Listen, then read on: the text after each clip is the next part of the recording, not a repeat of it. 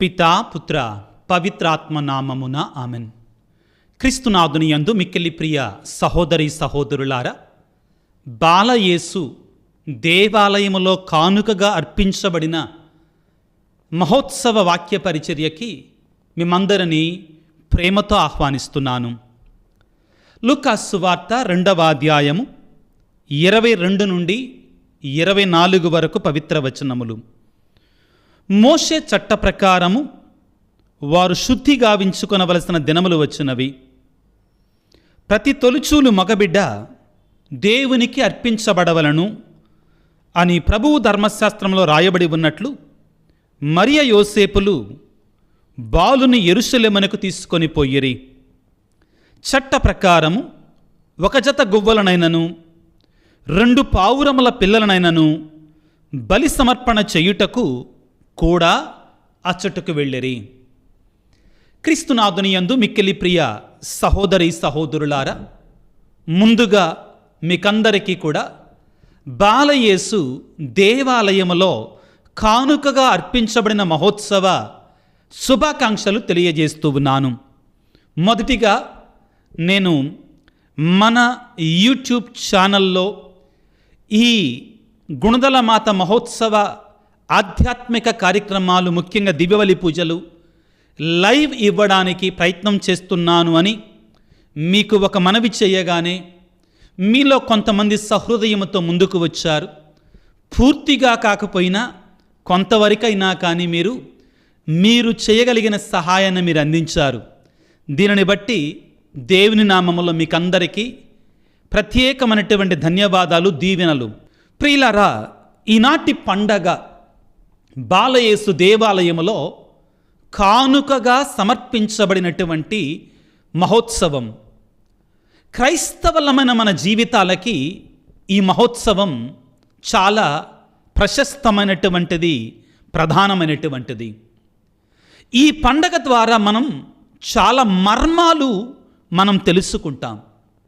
ముఖ్యంగా ప్రియులారా, మనను మనం దేవునికి సమర్పించుకోవటంలో ఉన్నటువంటి ప్రాముఖ్యత, మన కుటుంబాలని దేవునికి కాన్సక్రేట్ సమర్పణ చేసుకోవటంలో ఉన్నటువంటి ప్రత్యేకత, దానికంటే ముఖ్యంగా మన పిల్లలు చిన్నపిల్లలుగా ఉన్నప్పుడే, మన బిడ్డలు చిన్నపిల్లలుగా ఉన్నప్పుడే వారికి దేవునికి సమర్పణ చేయడం, వారిని దేవునికి కానుకగా ఇవ్వడం, వారిని జ్ఞానస్నానాన్ని ఇప్పించటంలో ఉన్నటువంటి ప్రాధాన్యతని మనం ప్రియులారా ఇదిగో ఈ పండగ ద్వారా మనం తెలుసుకుంటాం.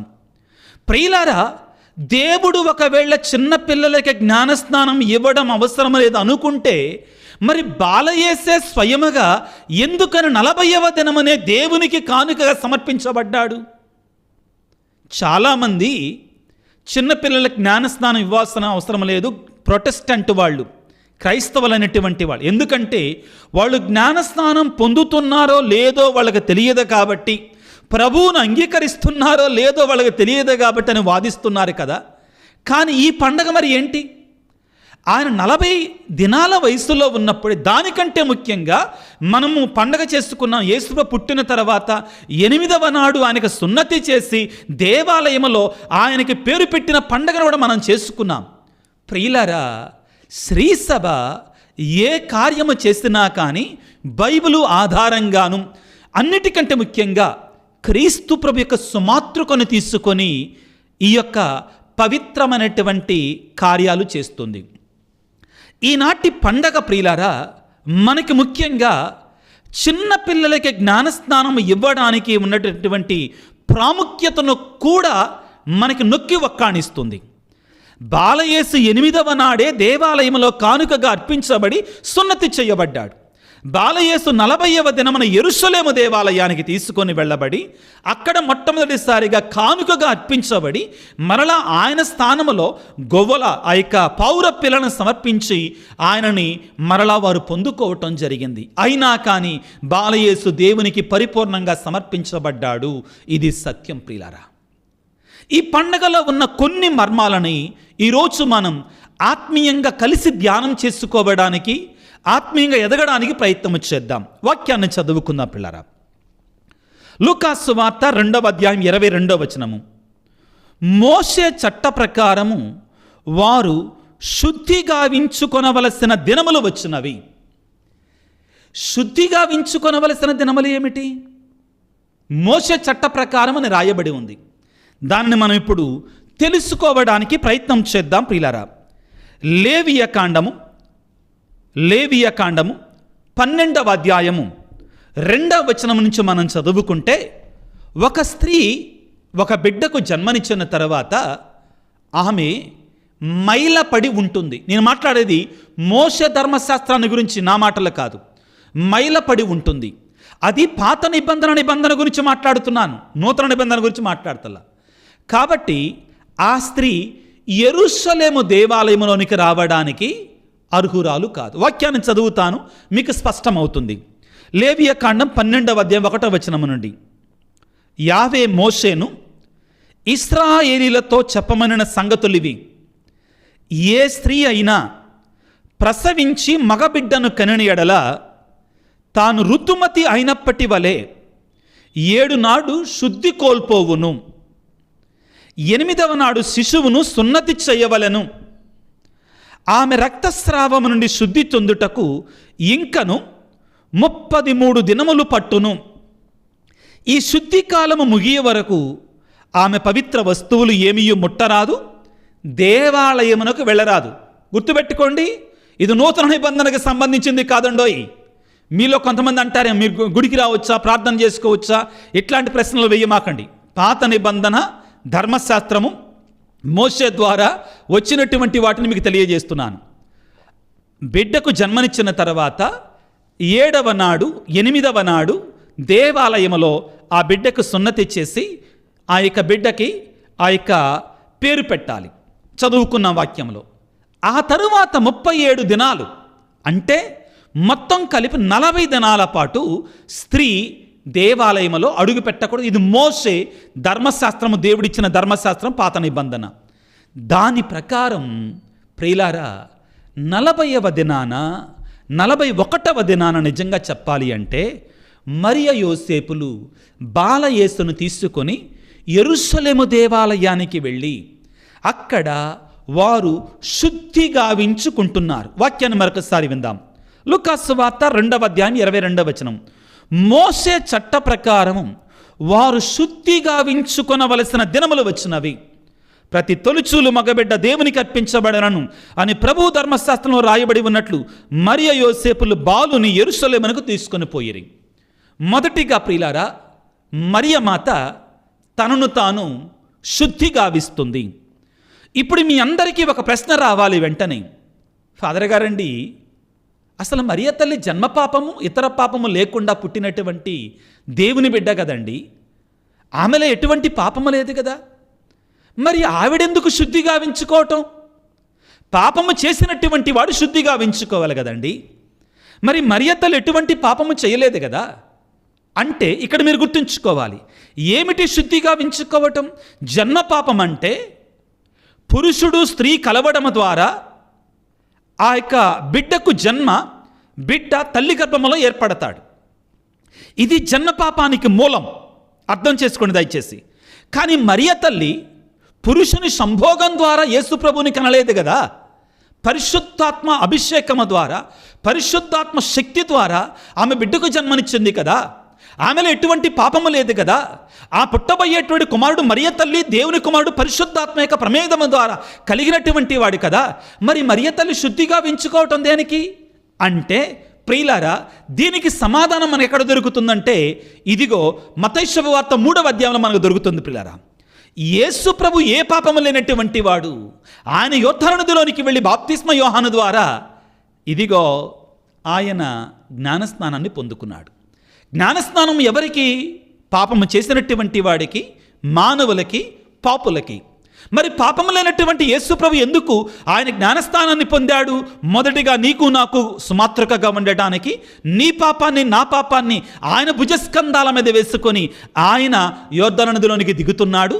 మూడవది ప్రియులారా, ఆయన మనకు రానున్నటువంటి జ్ఞానస్నానపు జలాలని ఆయన పరిశుద్ధం చేశాడు. మరియమాత కూడా ఆమె ఏ పాపము చెయ్యనప్పటికీ కూడా, జన్మ పాపము క్రీస్తు ప్రభువుకు లేనప్పటికీ కూడా ఆమె ఎందుకు శుద్ధి గావించుకుంది అంటే, నీకు నాకు ఒక సుమాత్రకని తెలియజేయడం కొరకై ఆమె దేవుని యొక్క ఆజ్ఞలకి ఎల్లప్పుడూ కూడా విధేయురాలుగా ఉంది అని మనందరికీ తెలియజేయటం కొరకై. దీన్ని మనందరము కూడా ఈ పండగ ద్వారా మర్మముగా మనందరం నేర్చుకోవాలి. మరియమాత యొక్క సుమాతృకని మనందరం కూడా అనుసరించాలి. మరియ తల్లి మనందరికీ గొప్ప సుమాత్రకగా ఉంటుంది. ప్రియులకు దేవుని బిడ్డలారా, ఇదిగో మత్తయి శుభవార్త 5వ అధ్యాయము 17వ వచనములో యేసు ప్రభు అంటాడు. ఏమంటాడు? నేను ధర్మశాస్త్రమును రద్దు చేయుటకై రాలేదు. నిజానికి చెప్పాలంటే ధర్మశాస్త్రములో ఉన్నటువంటి ఒక పొల్లు కూడా నెరవేర్చబడకుండా వెళ్ళదు, దానిని పరిపూర్ణంగా గావించటానికి వచ్చాను అన్నాడు. మరియమాత కూడా ఆ ధర్మశాస్త్రానికి లోబడి నీకు నాకు గొప్ప సుమాతృకగా ఉంది. క్రిస్మస్ పండుగ తర్వాత మనం కరెక్ట్గా లెక్కేసుకుంటే 40వ రోజు ఫిబ్రవరి 2వ తారీఖు. ఈ ఫిబ్రవరి 2వ తారీఖున ప్రియులారా, యేసు ప్రభు బాలయేసును దేవాలయంలో కానుకగా అర్పించబడినట్టు పండగ రోజున మరియమాత తనను తాను శుద్ధీకరించుకుంటుంది. తనలో ఎటువంటి పాపము లేకపోయినా కానీ, జన్మ పాప రహిత్వోద్భవి అయినా కానీ, నిష్కళంక మరియ అయినా కానీ, కళంకము లేనటువంటిదైనా కానీ, మానవాళికి ఒక సుమాత్రకు చూపించటానికి దేవునికి ధర్మశాస్త్రానికి మరియ తల్లి విధేయురాలయ్యింది. ఆ విధేయత ద్వారా ఆమె దేవునికి తల్లిగా అయ్యింది అని మనకు నేర్పించటానికి, విధేయతలో ఉన్నటువంటి గొప్పతనాన్ని ఈ పండగ ద్వారా మరియ తల్లి మనకు నేర్పిస్తుంది. రెండవది ప్రియులారా, అతి ముఖ్యమైనటువంటిది, దేవుడే మానవుడైన తరువాత మానవుడిగా యెరూషలేము దేవాలయంలో మొట్టమొదటిసారిగా దేవుడే నరావతారిగా యెరూషలేము దేవాలయంలో తన ఆలయములో ప్రవేశం చేస్తున్నాడు. మహిమోపేతంగా ప్రవేశము చేస్తున్నాడు. 40వ దినమున మరియ యోసేపులు ఆ బాలయేసును తీసుకొని పరిశుద్ధాతి పరిశుద్ధమనటి యెరూషలేము దేవాలయంలో అడుగు పెడుతున్నారు. ప్రియులకు దేవుని బిడ్డలారా, మన వాక్యాన్ని చదువుకుంటే మలాకి గ్రంథము 3వ అధ్యాయము 1వ వచనాన్ని ఈ సందర్భంగా తప్పనిసరిగా మనందరం కూడా చదువుకోవాలి, ఆలకించాలి. ప్రియులారా, ఈ రీతిగా రాయబడి ఉంటుంది. సర్వశక్తిమంతుడైన ప్రభు ఇట్లు బదులు పలుకుచున్నాడు, నా మార్గమును సిద్ధము చేయుటకు నేను నా దూతను పంపుదును. అప్పుడు మీరు ఎదురు చూచుచున్న ప్రభువు హఠాత్తుగా దిడీలున దేవాలయమునకు వచ్చును. మీరు చూడగొరుతున్న నిబంధన దూత శీఘ్రముగా వచ్చును. ఈ ప్రవచనం నెరవేరుతుంది ఈ రోజున. ఏటి ప్రవచనం ప్రియులారా? మీరు ఎదురు చూచుచున్న దేవుడే స్వయముగా దేవాలయములో అడుగు పెడతాడు. సకల మానవాళి కూడా రక్షణ ప్రణాళికలో భాగంగా మెస్సయ్య యొక్క రాకడ కొరక ఎదురు చూస్తున్నటువంటి ఆ గడియ రానే వచ్చింది.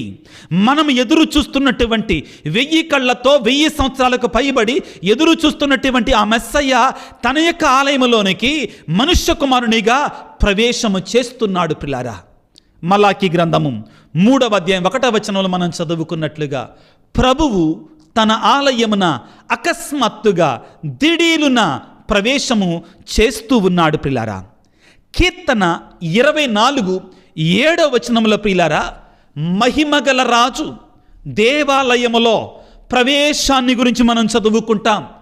ఎవరు ఈ మహిమగల రాజు? ఎవరు ఈ దేవాలయంలో అడుగుపెట్టినటువంటి దేవుడి యొక్క కుమారుడు, మహిమోపేతమైనటువంటి రారాజు ఎవరు ప్రియులారా అంటే ఆయనే మెస్సయ్య అయినటువంటి క్రీస్తు భగవానుడు. ప్రియులారా, కీర్తన 24:7వ వచనాన్ని చదువుకుందాం. మందిర ద్వారములారా మీ తలుపులు పైకెత్తుకొనుడు, పురాతనములైనటువంటి తలుపులారా మీరు పైకి లెండు. జాగ్రత్తగా ఆలకించండి. మహిమాన్వితుడైన ప్రభువు లోనికి రండు, మహిమాన్వితుడైన ప్రభువును లోనికి రానిండు. ప్రియులారా, ఈ మహిమాన్వితుడైన ప్రభువు ఎవరు? అతడు మహాబలవంతుడు, మహావీరుడైన ప్రభువు, యుద్ధవీరుడైన ప్రభువు. మందిర ద్వారములారా మీ తలుపులను పైకెత్తుకొనుడు, పురాతనములైనటువంటి తలుపులారా మీరు పైకి లెండు, మహిమాన్వితుడైన ప్రభువును లోనికి రానిండు. అది ఆ విధంగా ఒక కీర్తనలాగా వెళుతుందండి. ఎవరి గురించి అండి ఈ మాటలు? ఎవరి గురించి దావీదు మహారాజు కీర్తనల గ్రంథంలో ఈ మాటలు రాశాడు?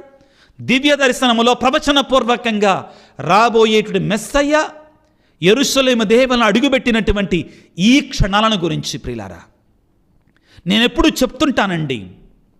కరుణామయుడి సినిమాలో యేసు ప్రభువు ఆ సిలువను భుజాల మీద వేసుకొని ఆ కలువరి కొండను తాకగానే ఆ పాటలో కొన్ని మాటలు వినపడతాయి మనకి. ఏమిటి ఆ మాటలు?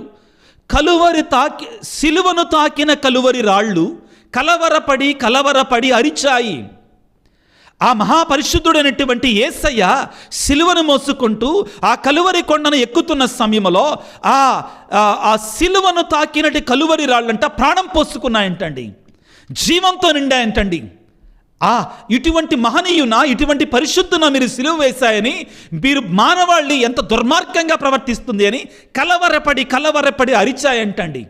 మరి అటువంటిది తన దేవుడు, తన ప్రభువు, తన రారాజు, తన మహిమోపేతునంటి దేవుడు బాలయేసు రూపంలో ప్రియులారా సకలాన్ని కలుగజేసినటువంటి ఆయన, యోహాను సువార్త 1వ అధ్యాయము 3-4 వచనాలు మనం చదువుకున్నట్లుగా, ఆయన లేక ఏమీయూ కలగలేదు, ఆయనే సకల సృష్టికి ఆధారభూతుడని పలికినటువంటి ఆ త్రిత్వముల 2వ వ్యక్తి అయినటువంటి యేసయ్య, ఆ త్రిత్వముల 2వ వ్యక్తి అంటే పుత్రుడైన సర్వేశ్వరుడు తన ఆలయంలో అడుగుపెడుతుండగా దేవాలయము ఎంతగా పరవశించి ఉండాలి, ఎంత పరిశుద్ధంగా మారిపోయి ఉండాలి ఆ రోజున. ప్రియ సహోదరుడా, సహోదరి, ఆయన పరిశుద్ధుడు తన ఆలయంలో ప్రవేశిస్తున్నాడు. మొట్టమొదటిసారిగా మానవుడిగా తన ఆలయంలో అడుగుపెడుతున్నాడు. యెరూషలేము ఆలయంలో దైవ కుమారుడు అడుగుపెడుతున్నాడు, పరిశుద్ధం చేస్తున్నాడు, పావనం చేస్తున్నాడు. పిల్లారా, ఇదిగో యోహాను సువార్త 2వ అధ్యాయము 19 నుండి 21 వరకు మనం వచనాలు చదివితే దేవుడు ఏమన్నాడు? ఈ ఆలయమును పడగొట్టుడు, దీనిని మూడు దినములలో లేపుతానన్నాడు. దేని గురించి మాట్లాడాడు అక్కడ ప్రభువు?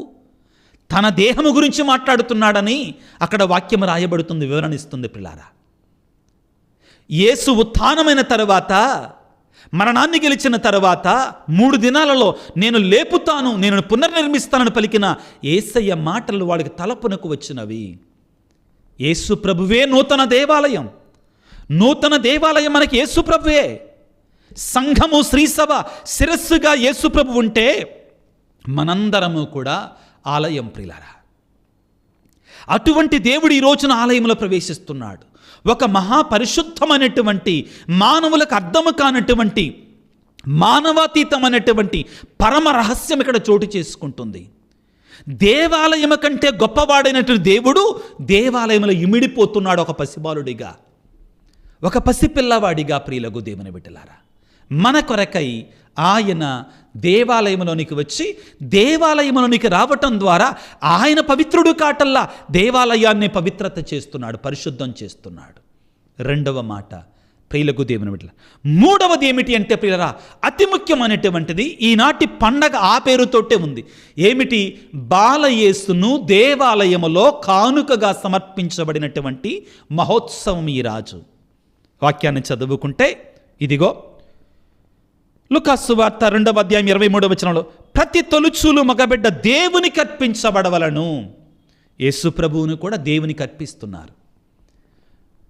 దైవ సేవకుడు ఫుల్టన్ షీన్ బిషప్ గారు ఏమంటారంటే ఆయన రచనలలో, ఇదిగో మరియ తల్లి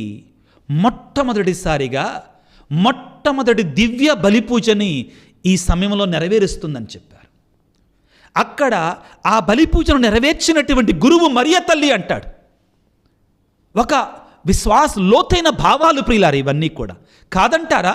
మరియమాత తన స్వహస్తాల మీదుగా అదిగో అక్కడున్నటువంటి ప్రవక్త, యాజకుడు, గురువైనటువంటి ఏలీ ప్రవక్తకి ఆమె కానుకగా ఇస్తుంది. ప్రియులకు దేవుని బిడ్డలారా, బాలయేసును దేవునికి సమర్పిస్తుంది, కానుకగా సమర్పిస్తుంది. దివ్య బలి పూజలో మనము కూడా, గురువు కూడా ఆ అప్పద్రాక్షరస్థలని దేవునికి సమర్పిస్తున్నాడు, యేసు ప్రభువుని సమర్పిస్తున్నాడు. తద్వారా మరియమాత బాలయేసును దేవునికి సమర్పించటం ద్వారా ఆమె మొదటి దివ్య బలి పూజను సమర్పిస్తుంది. అవును ప్రియులకు దేవుని బిడ్డలారా, ఇదిగో హెబ్రీ పత్రిక 10వ అధ్యాయము 5-7 వచనాల్లో పలికినట్లుగా ప్రభువా, నేను నీ చిత్తము నెరవేర్చుటకై వచ్చి ఉన్నాను. జాగ్రత్తగా ఆలకించండి. తండ్రి, నేను నీ చిత్తము నెరవేర్చుటకై వచ్చి ఉన్నాను. యేసు ప్రభు ఈనాడు మరియ తల్లి ద్వారా ఆ దేవాలయంలో కానుకగా అర్పించబడటం ద్వారా యేసు ప్రభు మనందరికీ ఇక పాఠాలు నేర్పిస్తున్నాడు. నన్ను నేను దేవునికి సమర్పణగా ఉంచుకుంటున్నాను. తద్వారా ఇక నుండి నేను ఆ తండ్రి యొక్క చిత్తాన్ని నెరవేర్చడానికి నేను సిద్ధముగా ఉన్నాను, నేను సమాయత్తమయ్యాను అని పలుకుతున్నాడు. పిల్లారా, ఇది మనం నేర్చుకోవలసినటువంటి మూడవ ముఖ్యమైనటువంటి సందేశం. ప్రిలారా, ఈ సందర్భంగా ప్రిలారా, కుటుంబాలలో ఉన్న తల్లులారా, తండ్రులారా, మీకందరికీ కూడా ఒక ముఖ్యమైన పాఠం, సందేశం. పిల్లలని దేవునికి సమర్పించండి. పిల్లలని దేవుని వద్దకు తీసుకొని వెళ్ళండి. పిల్లలకి చిన్న పిల్లలుగా ఉన్నప్పుడే జ్ఞానస్నానం ఇప్పించండి. ఈ ఆధునిక ప్రపంచంలో సైతాను ప్రియులారా, కొంతమంది కథోలిక వ్యతిరేక మత బోధనల ద్వారా సైతానుడు చాలా బలంగా ప్రయోగం చేస్తున్నాడండి. పిల్లవాడు జ్ఞానం రావాలగా, యేసుప్రభుని అంగీకరించాలంటే అప్పుడు దాకా జ్ఞానస్నానం ఎట తీసుకుంటాడు? మరి యేసుప్రభుని ఎందుకు సమర్పించారు? ఆయన జ్ఞానం రాలేదు కదా, అంటే చిన్నపిల్లవాడు కదా, మరి ఎందుకు సమర్పించారు? దేవుడు ఎందుకని ఆజ్ఞాపించాడు? పాత నిబంధనలో 7వ రోజునే దేవాలయానికి తీసుకొని వెళ్ళాలి, అక్కడ సున్నతి చెయ్యాలి, పేరు పెట్టాలని తెలియకనా? ప్రియులారా, ఇక్కడ మనం గమనించాల్సిన సత్యం ఏమిటి అంటే, చిన్న పిల్లలు జ్ఞానస్నానం తీసుకోకూడదు అని బైబిల్ ఎక్కడన్నా ఉందా? మనము చాలా ముఖ్యమైన మాటలండి ఇవి. అపోస్తుల కార్యాలు 2వ అధ్యాయము. పేతురు గారు పరిశుద్ధాత్మను పొందిన తర్వాత పెంతెకోస్తు పండగ నాడు ఆయన మొదటి ప్రసంగం చేసినప్పుడు 3000 మంది రమారమి జ్ఞానస్నానం పొందుకున్నారు. వాళ్ళు పెద్దలు మాత్రమేనా? అక్కడ రాయబడి ఉందా పెద్దలు మాత్రమే అని? వయసు వచ్చిన వాళ్ళు మాత్రమేనా అక్కడ రాయబడి ఉందా? తద్భిన్నంగా అక్కడ మీరును మీ పిల్లలను రాయబడి ఉంటుంది. వాక్యాన్ని చదువుతాను, వినండి. అపోస్తుల కార్యాలు 2వ అధ్యాయము 37వ వచనం, కొంచెం ఓర్పుగా వినండి. అప్పుడు ఆ ప్రజలు పేతురు గారి ప్రసంగం విన్న తర్వాత ఆ ప్రజలు దీనిని విని తీవ్రమైన ఆవేదనతో, సహోదరులారా, మేమేమి చేయవలను అని పేతురును అపోస్తులను అడగగా, అపోస్తుల కార్యాలు 2వ అధ్యాయం 38వ వచనంలో, మీరు హృదయ పరివర్తన చెంది మీ పాప పరిహారమునకై ప్రతి ఒక్కడు యేసుక్రీస్తు నామమున జ్ఞానస్నానం పొందవలెను. అప్పుడు మీరు దేవుని వరమగు పవిత్రాత్మను పొందుదురు. ఈ వాగ్దానము వినండి ప్రియులారా, ఈ వాగ్దానము మీకును మీ పిల్లలకును, ఈ మాట రాసి పెట్టుకోండి, మీకును మీ పిల్లలకును దూరస్తులందరికీ, అనగా ప్రభు అయిన దేవుడు తన యొద్దకు పిలుచు వారందరికీ చెందుతుందండి. Baptism is for everyone. తప్పుడు బోధనలు చేస్తున్నారండి, విచిత్రమైన బోధనలు చేస్తున్నారండి. బాధతో చెప్తున్నానండి, కథోలిక స్త్రీ సభకి ఎవరి మీద ద్వేషం ఉండదండి. వేరే సంఘాల వాళ్ళు కొట్టుకుంటారు, అది మనకు అనవసరం. వీడియోలకు ముందుకు వచ్చి సవాలు చేసుకోవటం అది మన సంబంధం కాదు. కానీ ఎప్పుడైతే తప్పుడు బోధిస్తున్నారో అది ఆవేదనతో దానికి వివరణ ఇవ్వాల్సిన బాధ్యత గురువుల మీద ఉంటుంది. ఈ మధ్యకాలంలో నేను ఏమనను కానీ, బైబిల్లో ఉన్న దానికంటే ఎక్కువ తెలిసినటువంటి ఒక ఆయన బయటకు వచ్చేసి దీక్ష గురించి ఎంతగా ఎగతాళి చెయ్యాలో అంతగా ఎగతాళి చేస్తున్నాడు. అది అతనికి మంచిది కాదు. నాది ఒకటే మాట, పౌలు గారు ఆయన దీక్ష తీసుకున్నారా లేదా? తీసుకున్నాడు. ఒకసారి కాదు, 2 సార్లు ఆయన వ్రతం తీసుకున్నాడు. బైబిల్లో ఉంది, అపోస్తుల కార్యాలలో ఉంది. 2వ ప్రశ్న, బాప్తిస్మ యోహాను గారు నాజీరు వ్రతపూనుడు అవునా కాదా? మరి పౌలు గారు దీక్షను స్వీకరించినప్పుడు, వ్రతాన్ని తీసుకున్నప్పుడు నువ్వెందుకు బైబిల్ వ్యతిరేకంగా బోధిస్తున్నావు? ఇతనే కొన్నాళ్ల క్రితం మన హైందవ దేవీ దేవతలకు పెట్టినటువంటి ఆ యొక్క ప్రసాదాన్ని తినొచ్చు, అందులో తప్పు ఏమీ లేదనని చాలా బైబిల్ మొత్తం తెలిసినట్టుగానే వాదించాడండి. తర్వాత ఆ డిబేట్లో ఓడిపోయి కూడా అదిగో నేను గెలిచానని సంకలు బాదుకున్నాడు. ఇక అటువంటి మూర్ఖులకు మనం ఏం చెప్తామండి? ఒకటే స్ట్రైట్ ప్రశ్న నాది ఈ సందర్భంగా. పౌలు గారు వ్రతాన్ని స్వీకరించారా లేదా?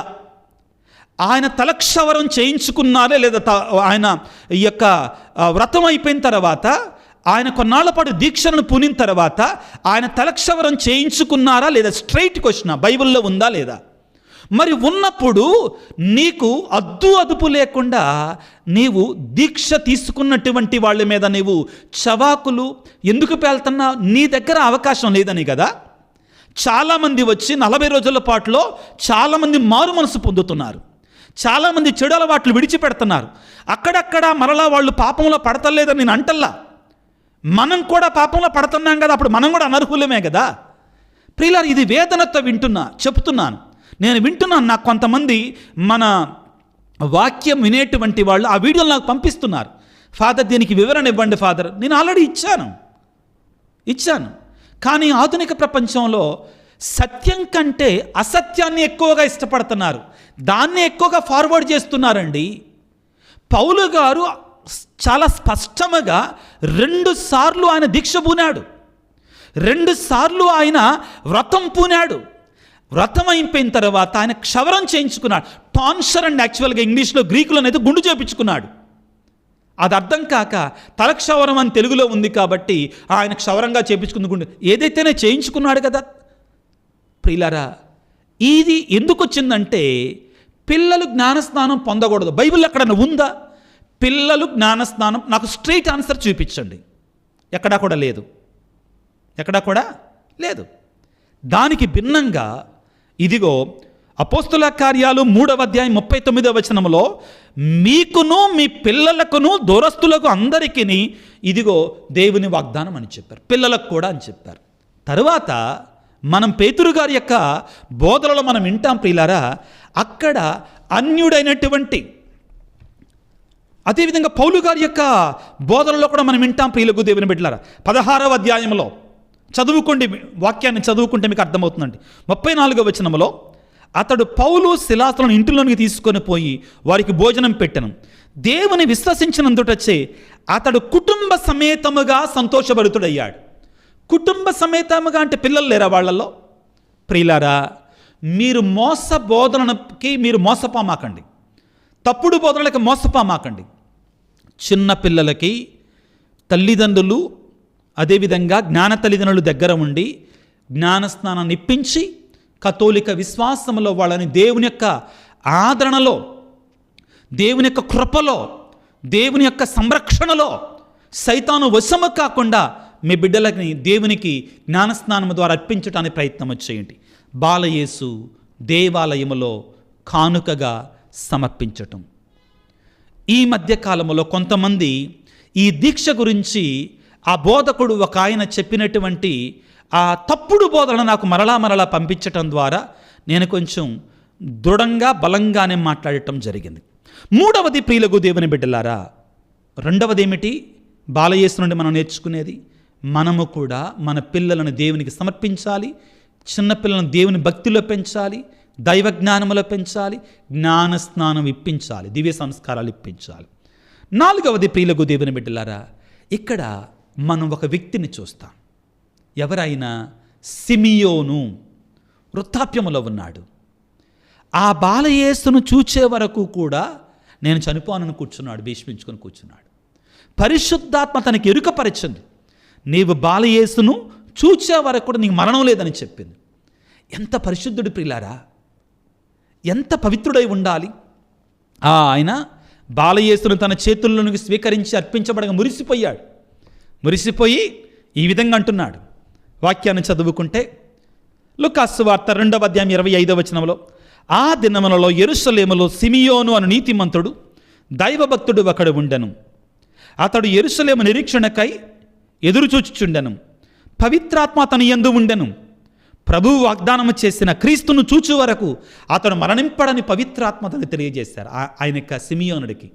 ఆయన దేవాలయంలోనికి వచ్చి తన హస్తంలోనికి బాలయేసును తీసుకొని, ప్రభువా నీ మాట ప్రకారం ఈ దాసునిక సమాధానముతో చనిపోనిమ్ము, నిష్క్రమింపనిమ్ము.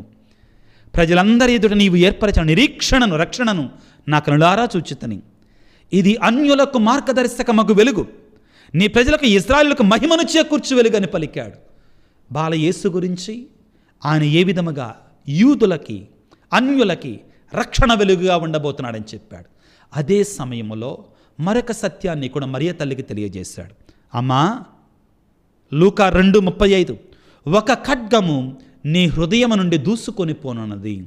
మరియ తల్లి పొందబోయే వ్యాకులతలను గురించి ఇదిగో ఈ పండగ నాడు సిమియోనుడు చెప్పటాన్ని మనం చూస్తున్నాం. ప్రియులారా, పరిశుద్ధత అనేటువంటిది ఊరికే రాదు. పరిశుద్ధత సవాలుతో కూడుకుంది. ధన్యత ఊరికే రాదు. మహిమ ఊరికే రాదు. మరియ తల్లి ఎన్నో వ్యాకులతలని ఒక ఖడ్గము ఆ తల్లి హృదయం నుండి దూసుకొని పోయింది. ఈ పండగ నాడు మనం ధ్యానించుకుంటున్నాం. చివరిది మనం ధ్యానించుకోవలసింది ప్రవక్తి అయినట్టు అన్నమ్మ. ఆమె 100 సంవత్సరాలకు పైబడిన తల్లి దేవుని సన్నిధిలో ప్రార్థనతోనూ ఉపవాసముతోనూ తనను తాను దేవునికి సమర్పించుకుంది. ఆ రక్షకుడు దేవాలయంలోనికి రాగానే అంత వృద్ధాప్యంలో ఉన్న తల్లి ఆలయంలో ఉన్న వాళ్ళందరికీ కూడా మెస్సయ్యా వచ్చాడు, మెస్సయ్యా వచ్చాడు, మెస్సయ్యా వచ్చాడో అని సంబరముతో ప్రకటించడం ప్రారంభించింది. నా మాటలుగా వాక్యాన్ని చదువుకుందాం. లూకా సువార్త 3:38 వచనంలో, ఆమె ఆ క్షణంలోనే దేవాలయంలోనికి వచ్చి దేవునికి ధన్యవాదం అర్పించను. యెరూషలేము విముక్తిగా నిరీక్షించు వారందరికీ ఆ బాలుని గురించి చెప్పసాగెను. ప్రియ దేవుని బిడ్డ, ఎంత గొప్ప పండగ! ఆ యేసయ్య ఆ చిన్నారి బాలయేసు దేవాలయంలోనికి రాగానే సిమియోనుడు గీతాలు పాడాడు. ఈ అన్నమ్మ ప్రవక్తి 10 మందికి చాటి చెప్పింది. అక్కడంతా కూడా పులకరించిపోయేటువంటి వాతావరణం ప్రియులకు దేవుని బిడ్డలారా, సంబరం, పండగ. బాలయేసు దేవాలయంలో కానుకగా సమర్పించబడేటువంటి పండగ. ప్రియులారా, సంతోష దేవరహస్యం 4వ దేవరహస్యం.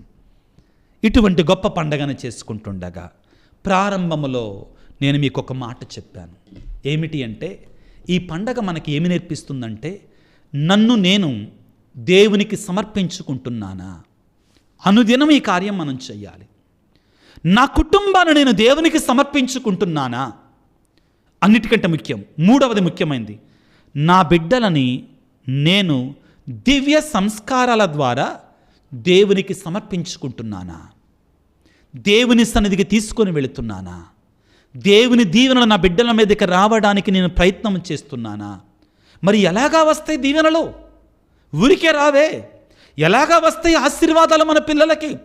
బాలయేసును మరియ తల్లి ఏ విధముగా దేవాలయంలో కానుకగా సమర్పించిందో అదే విధముగా మన పిల్లలను కూడా జ్ఞానస్నానం ద్వారా అర్పించాలి. దానితో సరిపోదు. ప్రతి ఆదివారం కూడా మన పిల్లలను దేవుని సన్నిధికి తీసుకొని వెళ్ళి దేవుని కృప కొరకే ప్రార్థన చేయాలి. అప్పుడు దేవునికి అద్భుతం మన బిడ్డల జీవితాలలో జరుగుతుంది. తలలు వంచి ప్రార్థన చేసుకుందాం. సర్వశక్తిమంతుడా, సర్వోన్నతుడా, ఓ యేసు రాజా, ఈనాడు నీవు యెరూషలేము దేవాలయములో కానుకగా అర్పించబడినటువంటి మహోత్సవాన్ని కొనియాడుకుంటుండగా మాకు ఎన్నో సత్యాలు, ఎన్నో మర్మాలు, విశ్వాస పరమరహస్యాలు మాకు నేర్పించినందుకు మీకు స్తోత్రాలు. మేమందరము కూడా మమ్మల్ని మేము శుద్ధిగా వించుకునే ప్రక్రియ చేసేటట్లుగా మమ్మల్ని దీవించండి. పాపము లేకుండా చూసుకునేటట్లుగా మాకు నేర్పించండి. మరియమాత పరిశుద్ధురాలైన అయినప్పటికీ కూడా దేవాలయంలోనికి పరిశుద్ధంగా వెళ్ళాలి అని సత్యాన్ని నేర్పిస్తుంది. అదేవిధంగా యేసు ప్రభువా, నీవే దేవాలయానికి వచ్చి దేవాలయాన్ని పరిశుద్ధపరిచావు. నీవే దేవుని యొక్క ఆలయం ప్రభువా. నా దేవా, మేము కూడా మా కుటుంబంలో ఉన్న పిల్లలని, మమ్మల్ని నీవలే దేవునికి సమర్పించుకొని ధన్యులముగా మారులాగా, దేవుని ఆశీర్వాదాలు పొందుకునేలాగున మమ్మందరిని దీవించమని, మరి ముఖ్యంగా ఈనాడు ప్రభువా, అనారోగ్యముతో బాధపడుతున్న ప్రతి బిడ్డను మీరు దీవించండి, ఆశీర్వదించండి. ప్రేమమయుడా, కనికర సంపన్నుడా, కుటుంబాలలో శాంతి లేనటువంటి వారిని మీరు దీవించండి. ఎన్నో తలంపులతో, ఉద్దేశాలతో, ఆశతో ప్రభువా ఈ యూట్యూబ్ కింద, వీడియోల కింద మెసేజ్లు ఉంచుతున్న ప్రతి బిడ్డ తలంపును మీకు అర్పిస్తున్నాను ప్రభువా. ముఖ్యంగా ఈ దినాలలో ప్రభువా, ఎవరైతే బిడ్డలు మరి ఈ గుణదల మాత మహోత్సవాలని లైవ్ టెలికాస్ట్ ఈ యొక్క యూట్యూబ్ ఛానల్ ద్వారా, ఫాదర్ విజయరాజు అనేటువంటి యూట్యూబ్ ఛానల్ ద్వారా లైవ్ టెలికాస్ట్ చేయటానికి ఆర్థికంగా సహాయం చేసి ఉన్నారు, వారందరిని ప్రభువా 30 60 100 దీవించమని, ఇదిగో ఈ వాక్య పరిచయలో పాల్గొన్న ప్రతి బిడ్డను వారి తలంపులను దీవించి ఆశీర్వదించమని, గుణదల మాత మహోత్సవాలలో పాల్గొంటున్న ప్రతి బిడ్డను దీవించమని మా నాథుడైన క్రీస్తు ద్వారా వేడుకొనుచున్నాము తండ్రి, ఆమెన్. ప్రభువు మీతో ఉందురుగాక, మీ ఆత్మతో ఉందురుగాక. సర్వశక్తిగల సర్వేశ్వరుడు పిత పుత్ర పవిత్రాత్మ మిమ్ము మీ కుటుంబాలను చల్లగా దీవించి ఆశీర్వదించి కాపాడుదురుగాక. God bless you. దేవుడు మిమ్ము దీవించుగాక. ఆమెన్. క్రీస్తునాథుని యందు మిక్కిలి ప్రియ సహోదరి సహోదరులారా, గుణదల మాత మహోత్సవాలు, నవదిన పూజా ప్రార్థనలు ప్రతిరోజు సాయంత్రం మీకోసం మన యూట్యూబ్ ఛానల్లో లైవ్ ఇవ్వడానికి ప్రయత్నం చేస్తున్నాను. కాబట్టి అందరూ కూడా ఆ లైవ్లో పాల్గొని ఆ మరియ తల్లి యొక్క మధ్యస్థ ప్రార్థన ద్వారా దేవుని పొందటానికి ప్రయత్నం చేయండి. అదేవిధంగా దాన్ని 10 మందికి షేర్ చేయడానికి ప్రయత్నం చేయవలసిందిగా మనవి చేస్తున్నాను.